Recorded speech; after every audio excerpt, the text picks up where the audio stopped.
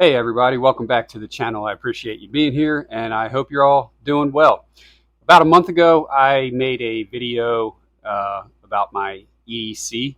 I called it Line 1 gear, which I meant by that was the gear, the items that I carry on my person, basically inside of my clothing or on my body every single day. And in that video, I said that that was not including basically what I consider like second line gear, like backpacks, fanny packs, satchels, or vehicle carry or anything like that. So today, to follow that video up, I'm going to show you guys the next phase of my EDC, which is my small-ish EDC backpack that goes with me everywhere. And I'm going to talk about the philosophy behind the pack and all the items that are in it.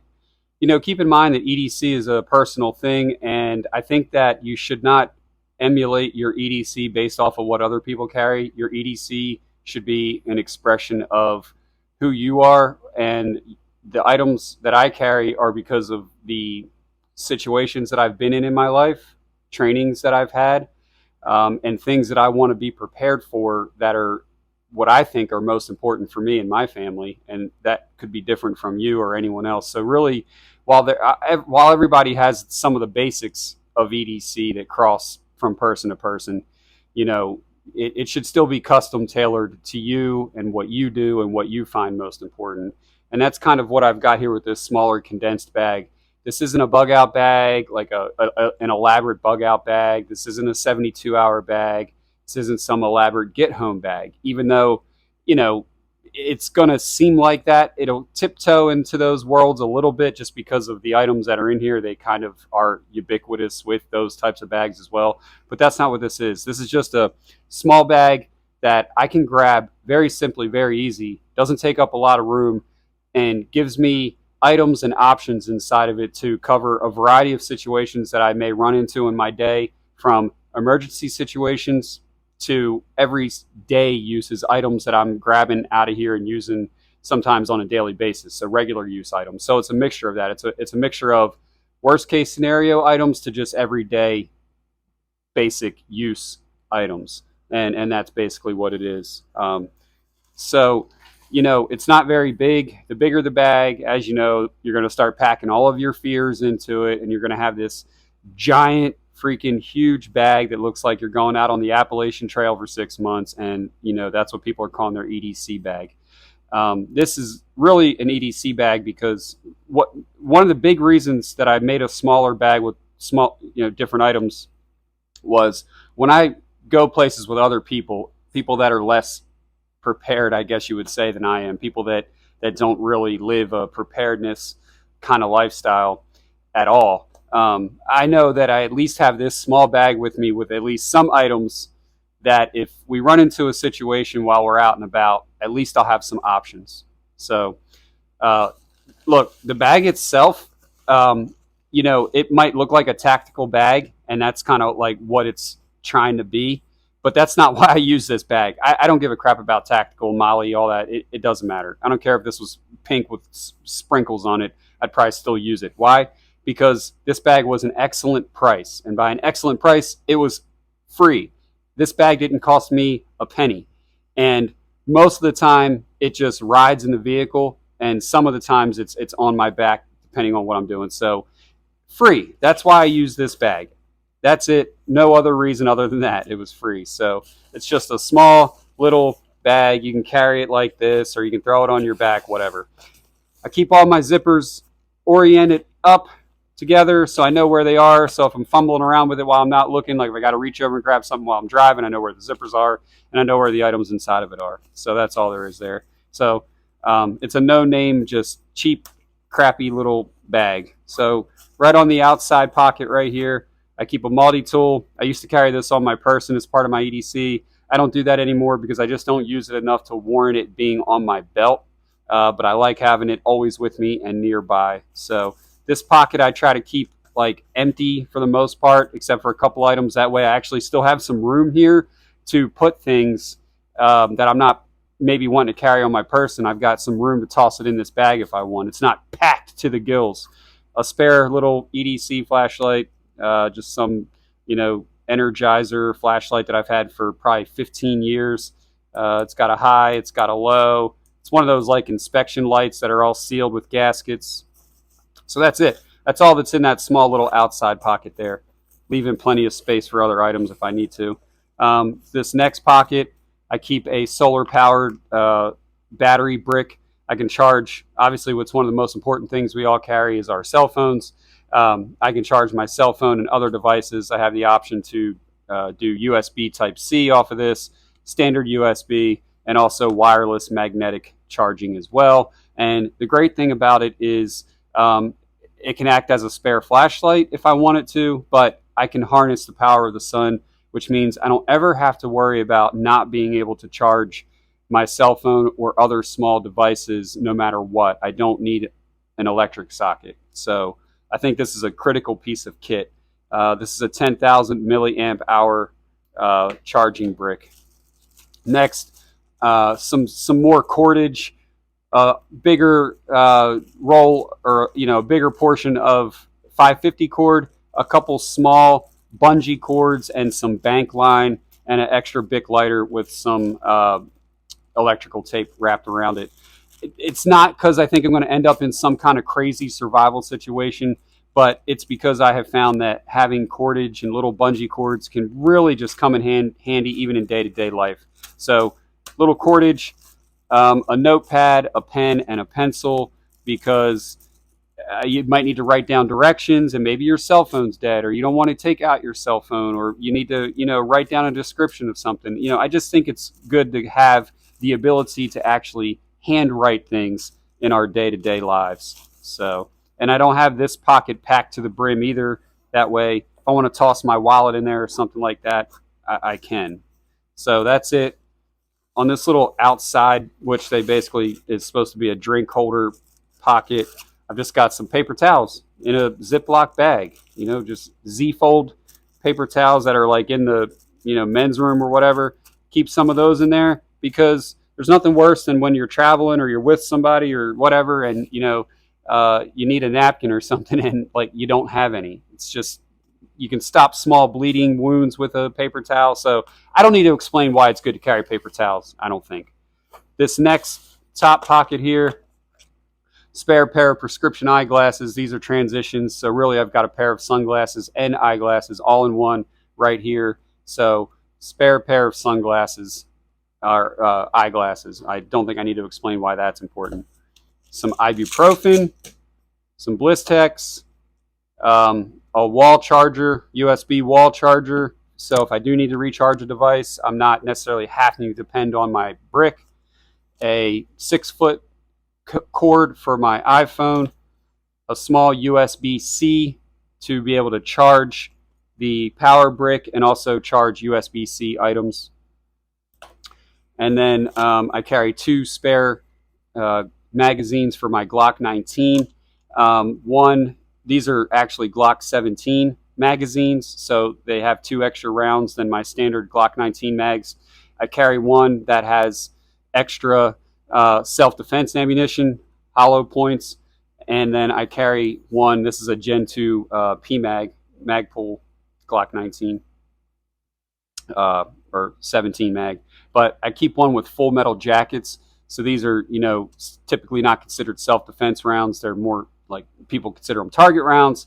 But the reason I carry one magazine full of full metal jackets is because, worst case scenario, you could still use them in a self-defense situation. These are 124 grain full metal jackets at least. But I carry these because if I need to dispatch an animal, I live in the country and there's deer that get hit on the side of the road and things like that. I don't want to be using self-defense rounds to have to, put a deer or something out of its misery. And that's mainly why I carry full metal jackets. I like to have that option of non-quote-unquote expensive defense rounds if I need them. So a magazine full of full metal jackets. And that's it. Just a little bit of spare ammo, a couple spare magazines. It's a crazy world that we live in. We never know what the hell is going to happen. And in my opinion, there's no such thing as too much ammunition. And I don't even have that much here anyway. So, and that goes in conjunction with my last EDC video, if you watch that, of the ammo that I carry on my person. So I've got a decent amount with me at all times. So that's the outside of the pack. That's kind of what you would consider line one on the pack. Now getting into the main pocket of the pack. We're almost done here already. Not much else to do. Not much else to go over. So in the main pocket, I keep a small little fanny pack, waist pack, whatever. Depending on how I'm dressed, I might want to just take like my license and my debit card and a couple other pertinent identifications and maybe some cash, and just stick it in here. And I can put this around my waist, and I can have easy access to those items without necessarily carrying my whole bulky, wallet or whatever. I might want to toss one of those spare magazines in here and have it nearby, depending on what I'm doing, or both of the spare magazines. And sometimes I'll do that. I'll throw this waist pack on and I'll toss those extra couple of spare mags in there. So I just like having that option. A rain poncho. No, not because like, oh, I'm going to make a shelter in the woods. And I mean, you could do that, but it's a rain poncho. And it's, if I'm out and about and it starts raining, I can at least throw it over me and be protected from the rain, or use it for just about anything. It's a rain poncho. I don't think I need to go too deep into that. An extra pair of socks and an extra Tommy Copper knee brace, because sometimes my knee acts up and it's good to have it with me when those days happen. And an extra pair of socks because I've just been doing totally normal life things, and my feet got wet, and I was like, man, I really wish I had some dry socks. And you don't have to learn that lesson too many times before you keep a pair of extra socks with you. And they're just old military surplus olive drab green socks, nothing fancy or crazy. So I keep a extra holster for my Glock 19, and this is an outside the waistband holster. I carry my pistol every single day, and 99% of the time it's concealed inside my waistband.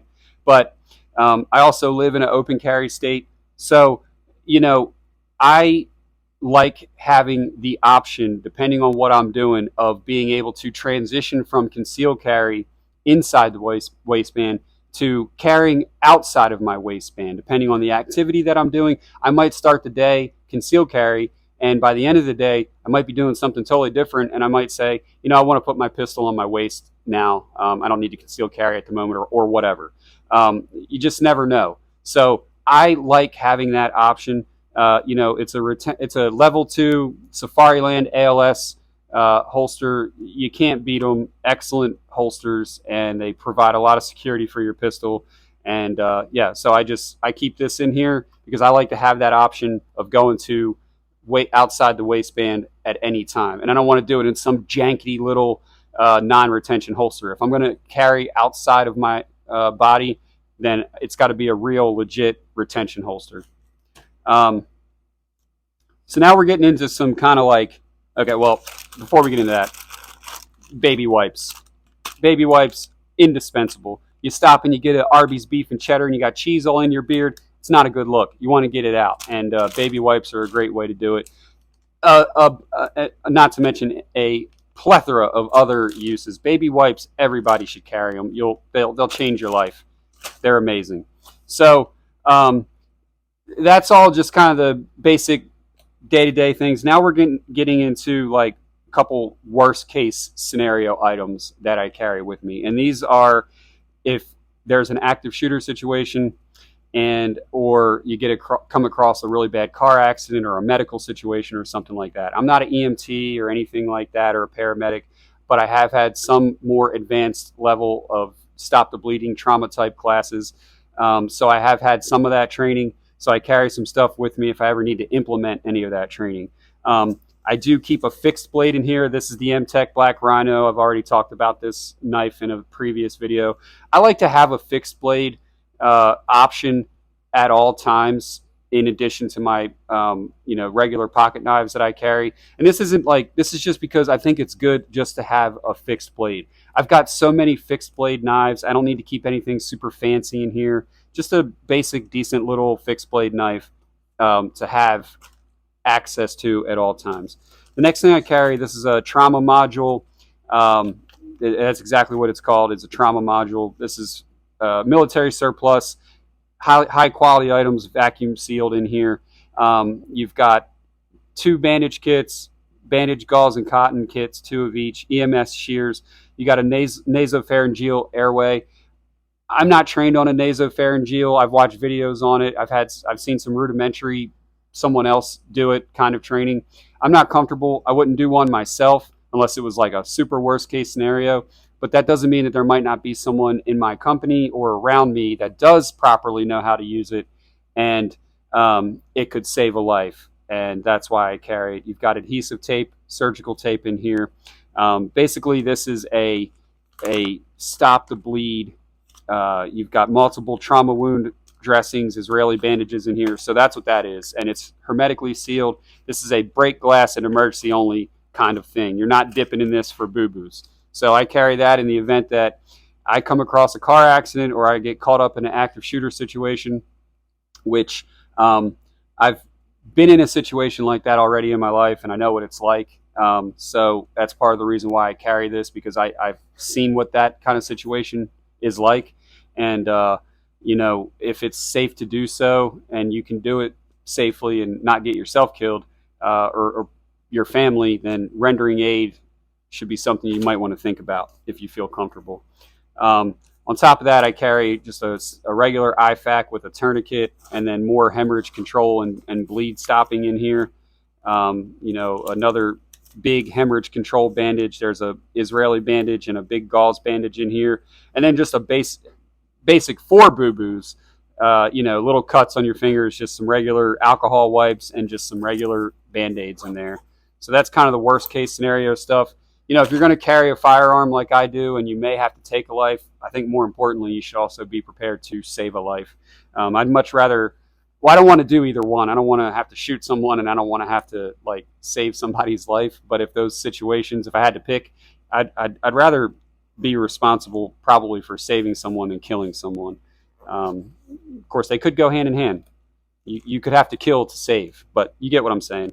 And then lastly, in this little pouch, I carry a Sawyer Mini, a Sawyer Squeeze water filter system. That's just because you no matter what you're doing, where you are, you can have drinkable water. And on our day-to-day, we can just stop at a convenience store and get water. That's not really an issue. But what if you get stuck in a 4-hour traffic jam, and for some reason the only water that you have are those suspicious water bottles that have been sitting in your car for 4 months and they've just kind of been floating around? Well, to me, if you need to drink those, it'd be nice to run them through a filter first, if it's that kind of situation. A couple glow sticks. You can use them in emergencies for extra light, whatever. 1 road flare in a Ziploc bag. And then I keep this little cheap razor utility knife, just because it can be used to cut all kinds of things and just save the blade on your EDC knives. So it's just another cutting option, and it's also really, really, really sharp. So I guess if you had someone that was confident enough in doing some sort of emergency surgery, tracheotomy or something like that, if you got into that kind of situation, if somebody needed it, I'm not doing it. But if somebody else knew that they could do it, like a surgeon or something, hey, knock yourself out, buddy. Here's basically a scalpel for you to get to work. So not going to pack all that stuff back up on camera. Don't need to. But so that's it, guys. Those are the items that are in my EDC bag that I toss into vehicles. Sometimes I'll throw it on my back depending on what we're doing. If we're going to be far away from the vehicle at say like a festival or something where you're not getting wanded. And if you are, I can take some of the items out if I have to. But you get what I'm saying. It gives me options without having some big, giant, crazy, bulky bag. And what I do like about the morale patch option is you know, I could throw a rainbow unicorn morale patch on here and just kind of blend in or do whatever I want, or just, you know, read the room kind of thing, if you get what I'm saying. So my point is I like being able to swap out the morale patches just depending on what message you're trying to send. So all right, that's all I got on this one, guys. I appreciate you being here. I hope you enjoyed the video. Try to make it as short as possible. And hey, don't forget, I'm on Instagram now, Marshfoot Outdoors. You can check me out there. That's where all of the outdoor stuff, hunting stuff, bow and arrow stuff, everything like that's going on Instagram. Don't forget, you can get 10% off Odin Wolf knives by using my affiliate link down below. That'll automatically apply the discount for you on Odin Wolf's website. Just click on that link, or you can use code Marsh10 at checkout. That'll also get you 10% off a good, decent quality, affordable Odin Wolf knife for your adventures. So thank you for being here. Thank you for subscribing. I hope you decide to subscribe, hit the thumbs up, comment, all those things, and I'll see you on the next one. And until the next time, I'll see you on the happy hunting grounds. Thank you.